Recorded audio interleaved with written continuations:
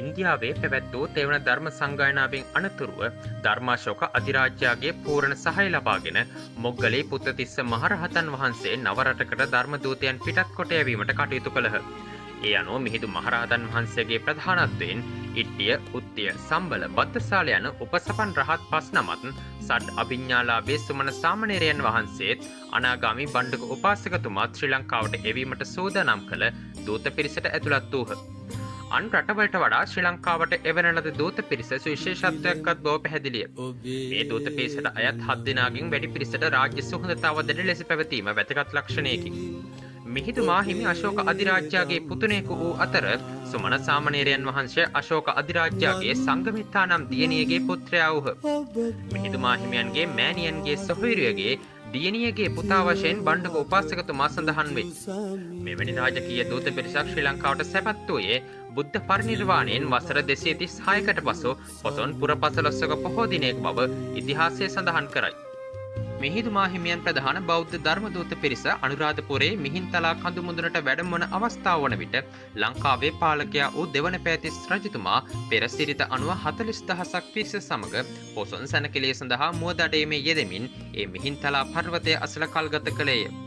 මිහිඳු මාහිමියෝ රජතුමා අමතා අපි ධර්මරාජ වූ බුදුරදුන්ගේ ශ්‍රාවකයෝ වෙමු. ඔබට අනුකම්පා පිණිස දඹදිව සිට පැමිණියෙමු යනුවෙන් ප්‍රකාශ කළහ. රජතුමාගේ තුටුපන්රුගෙන අශෝක රජතුමා වෙත ගිය අරිට්ට මහ ඇමතියන් මගින් තුනුරුවන් පිළිබඳ පණිවුඩය කලින් එවා තිබූ හේයින් පැමිණි මේ දූත පිරිස පිළිබඳ සෑහෙන අවබෝධයක් දෙවන පෑතිස් රජතුමාට ලැබී තිබුණි. මිහිඳු හිමියන් රජතුමා ඇමතීමත් සමග ඉක්මන් සුහදතාවක් ගොඩනගා ගැනීමට ඒ තොරතුරු හේතු වූවාට සැක නැත.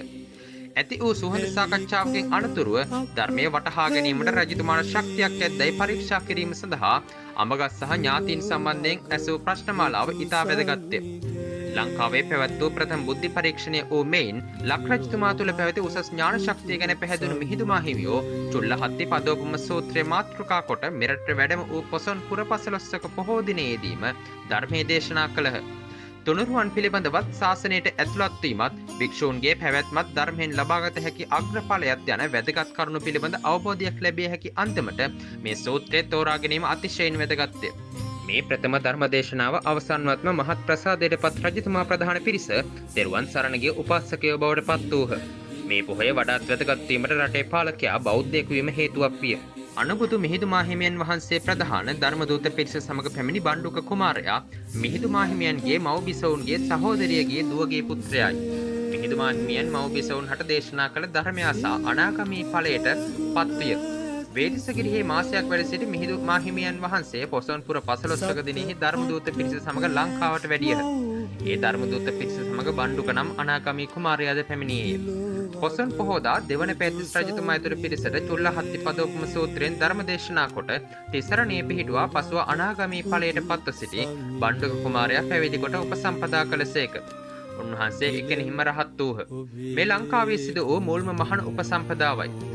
බුද්ධ දේශනාව අනුව ඉන්දියාවේ මධ්‍ය දේශයෙන් බැහැර කවර ස්ථානයකදී හෝ භික්ෂු නමක උපසම්පදා කිරීමට උපසපන් භික්ෂූන් 5 නමක්ගේ සහභාගීත්වය ප්‍රමාණවත් බව සම්බුදුරදුන්ගේ නියමයයි.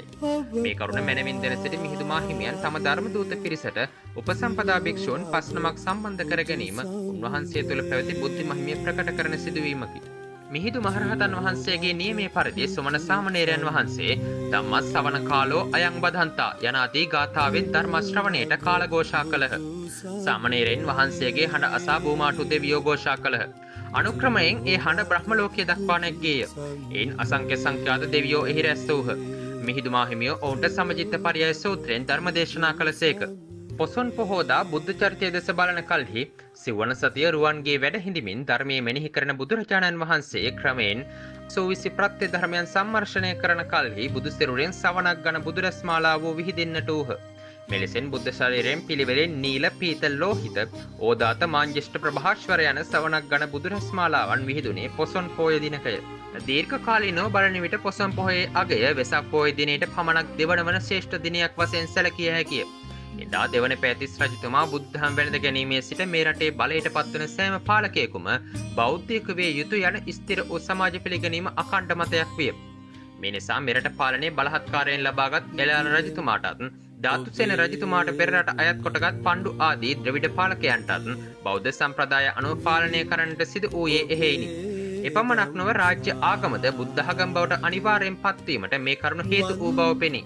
මිහිඳු මාහිමියන් එදා ඉදිරිපත් කළ ධර්මය මේ රටේදී පැවිදි වූ භික්ෂුන් වහන්සේ රට තුළ ව්‍යාප්ත කළහ. උන්වහන්සේ රටේ පාලකයාගේ සිට මුළු මහත් ජනතාවගේම අනුශාසකවරයා නො වූහ. මේ නිසා පංචශීලයේ මැනවින් ආරක්ෂා කරන සමාජයක් ගොඩනැගීමට පහසු විය.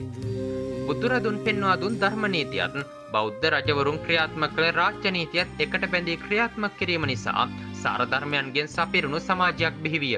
මිහිඳු මාහිමියන්ගේ ලංකා ගමන ගැන සඳහන් කරන ලංකාවේ බුදු සමයේ ඉතිහාසය නම් ග්‍රන්ථයෙහි එක් තැනක මෙසේ සඳහන් වෙයි. මහින්දාගමනය සැලකිය යුත්තේ සිංහල සභ්‍යත්වයේ ප්‍රභවය ලෙසය. උන්වහන්සේ ලංකාවට ගෙන ආවේ හුදෙක් අභිනව ආගමක් පමණක් නොවේ. එවකට මෞර්ය රාජ්‍යයේ උපරිම පෙත්තර නැග තිබූ මුළු ශිෂ්ටාචාරයද ගෙන ආහ.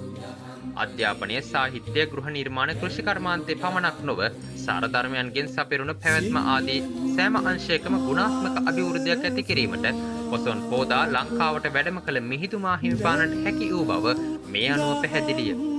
ඒ ආකාරයෙන් සුවිශේෂී වැදගත්කමක් උසුලන පොසොන් පුන් පොහොය නිමිත්තෙන් ආමිස හා ප්‍රතිපත්ති පූජා සිදු කරමින් ලංකාවාසී ලෝවාසී සැදැහැවතුන් විහෙර විහාරස්ථානවල ආගමික වතාවත්වල නිරත වෙමින් උතුම් පොසොන් පුන් පොහෝ දිනය සමරනු ලබනවා.